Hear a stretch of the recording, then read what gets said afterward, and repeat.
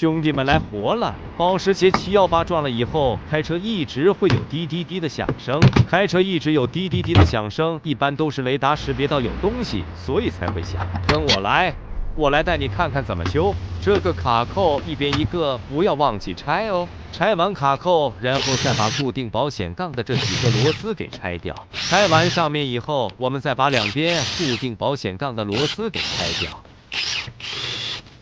还有下边固定保险杠的螺丝也给拆掉。拆完以后可不能往外拉哦，和别的车可不一样，它是往前推的，像这样就推开了。推开以后，两边的这里面都有一个线，也需要拔掉。然后把玻璃水管也给拔掉。都拆完以后，就可以把保险杠给拿掉了。看到了吗？就是这个雷达撞掉了，我们给它涂上胶水，再粘回去。等胶水干了以后，就可以把保险杠装上了。别忘记把线给插上哦。保险杠装的时候往里推就可以了，还是很好装的。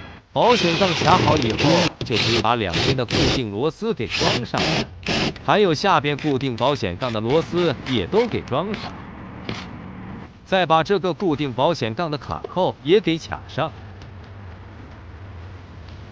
然后再把上面的固定螺丝给装上，然后再把装饰板给装上，然后再扣上机盖就完活了。